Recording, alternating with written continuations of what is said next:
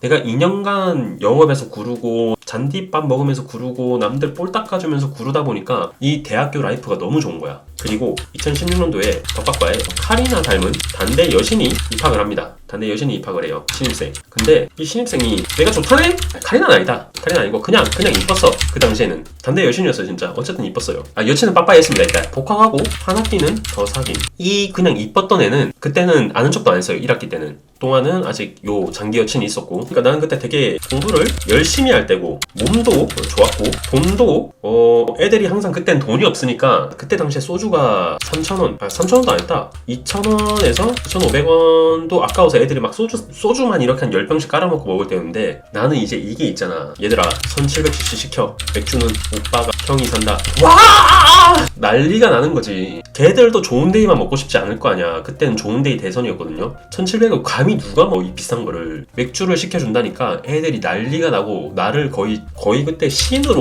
뼈받들기 시작하는 거지. 그래서 이때 좀 후배들 사이에서 주가가 좀 많이 올라가기 시작했어요. 저 오빠 차도 있고 안 좋은 차지만 저 오빠랑 같이 술 먹으면 맥주를 사주네? 와 근데 공부도 잘하네. 그때는 전 항상 장학금 받았어요. 항상 4.0이 넘어갔고 항상 맨 앞자리에서 필기하면서 교수님 수업 듣는 사람 있잖아요. 그게 나였어. 그렇게 1학기가 지나갔는데 생각보다 이제 로스쿨 컷이 빡셉니다. 로스쿨 컷이 어땠냐면 학점 평점은 4.5점 만점에 4.0은 당연히 넘겨야 됩니다. 근데 제가 1학년 때 2학년 때 뭐라고 했죠? 제가 빚을 많이 졌다고 했잖아요. 근데 1, 2학년, 3학년 때도 얘기는 안 했지만 공부를 하는 와중에도 저는 항상 주경야독이었어요. 23살 때 제가 입학을 했거든요. 집이 어려워서 20살, 22살, 21살 때는 일을 많이 했었고 23살 때 입학을 했었는데 23살부터 25살 때까지 휴학하기 전까지도 오후 6시에 수업을 마치면은 7시 반까지 경성대 앞으로 가서 또 한 새벽 1, 2시까지 이제 알바를 해야지 제가 먹고 쓸 수 있는 돈이 있는 거예요. 그러니까 이때 학점이 완전 개판인 거예요. 1, 2학년 학점 평균 2.3? 평균 3.3? 이러니까 전공 필수는 다 재수강인 거야. 제가 4학년 때 학교를 못 마치고 5학년까지 했어야 됐어요. 이거 학점을 높이려고. 근데 5학년 때까지 해야 되는데 4학년 2학기구나. 그 이쁜 여자애가 내가 좋다네? 궁금하다네? 나도 이제 헤어졌겠다. 나는 이제 공부를 해야 되는데 20살인 이쁜 단대 여신 후배가 내가 좋다는데 와이라 사귀었죠. 이때부터 또 사귀다 보면 어떻게 돼요? 공부도 안 하고 놀러 다니면 또 어떻게 돼요? 돈을 쓰겠죠. 그러다 보니까 가지고 있던 돈이 빠르게 바닥나기 시작합니다. 그래서 이때 했던 게 주식을 시작했습니다. 왜냐면 돈이 빠르게 바닥이 나는데 내가 여기서 학비를 채우고 생활까지 하면서 공부까지 하려면 나는 투자밖에 답이 없다 라고 생각을 했어요. 그래서 주식을 시작했죠. 그때 시작한 게 이제 처음에 본 거는 이기진, 아싸 이기진 그 전설의 USB 7개 를 받기 위해서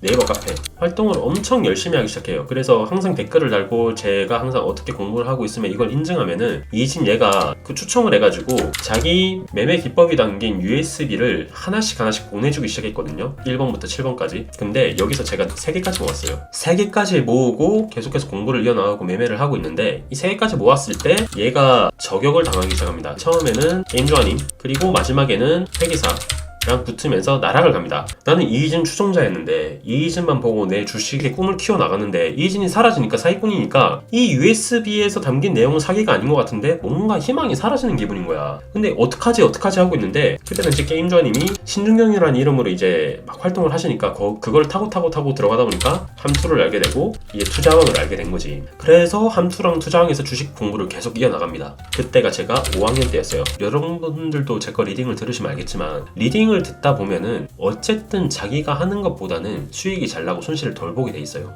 그게 아니면은 뭐라고 해야 되지? 실력이 없는 건데 어쨌든 투자를 하면서 수익이 계속해서 차곡차곡 쌓여 나가다 보니까 욕심이 나는 거야. 그래서 하면 안 되는 짓을 합니다. 내가 현대카드 직원이었잖아요. 프리미엄 부서의 날은. 그러면은 내 신용이 안 되고 내 벌이가 안 돼도 직원이 현대카드 M3는 만들 수 있었어요. 근데 M3 카드를 만드니까 신용대출이 또 700만 원이 나오네. 대학생인데도. 이 몇백만 원 가지고 있는 거 플러스 700만 원 다 끌어다 씁니다. 이제 내 인생을 레버리지다 라고 해서 주식 투자를 계속 하는 거죠. 그리고 투자왕 몇 달 하다 보니까 내 뽕이 찬 거야. 이때 당시 투자왕 한 달 회비가 60이었나 70이었나 아무튼 50만 원 넘었던 걸로 기억해요. 그래서 꽤나 비싸다 보니까 나는 이거는 이제 투자 없이도 내 스스로도 수익을 잘 낼 수 있겠지라고 하고 리딩을 끊습니다. 그리고 한 2천만 원 되는 돈으로 주식 투자를 하는데 2천만 원이 300만 원이 되는데 딱 2달 반 걸렸습니다. 맨날 급등주 따라 타고 대선 테마 따라 타고 하니까 280만 원까지 가는데 딱 2달 반 걸리더라고요. 그러니까 이때 또 어떻게 해? 내 모든 걸 끌어와서 주식 투자를 했는데 안 되니까 아침에는 학교하고 저녁에는 장사를 합니다. 창원 상남동에서. 어떤 장사를 했냐면 그때 프랜차이즈가 홍대 편의점 포차라고 있었어요.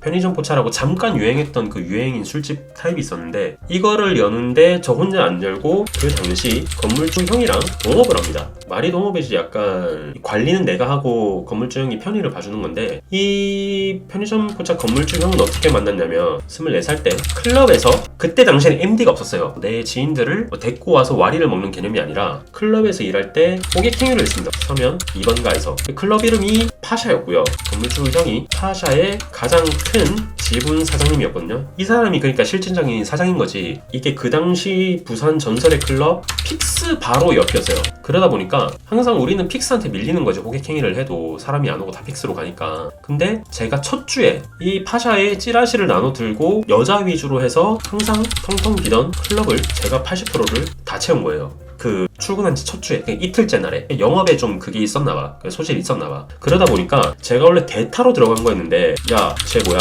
당장 매주 출근시켜. 그 건물주 형이 눈에 들었던 거죠. 쟤 진짜 일 잘한다. 똘똘한 놈이네. 그러다가 제가 그 클럽을 그만두고 강원도로 가고 이래저래 하면서 연락이 끊겼다가 어째어째 하다 보니까 그 형이 다시 저를 불러주고 해서 같이 포차를 차린 거죠. 근데 저는 영업에 대한 자질은 좀 있었던 것 같은데 요식업, 특히 술 장사 그리고 관리에 대한 자질은 아예 없었던 거예요. 이 편의점 포차라는 것도 사실 뭔가 내가 안주를 해서 주는 게 아니라 실내 포차인데 편의점처럼 해놓고 이제 이거 테이블만 깔아놓은 거거든요. 한강라면 같이. 그러니까 사람들이 금방 실증을 내고 2달 만에 망하는 위기가 옵니다. 그래서 저는 3달째 포차를 접고 학교 근처에 있는 일을 구합니다. 이때는 구할 게 많이 없었던 게 이때 제가 나이가 27, 28이었거든요. 그러니까 이제 뭐 알바로 어디 가려고 하니까 사람들이 잘 안 써주기 시작하는 거예요. 나이가 있으니까. 부점장 이런 애들이 27, 26인데 알바를 더 나이 있는 애를 쓰려고 하지 않더라고. 그래서 이때 울며 겨자 먹기로 하는 일이 동네에서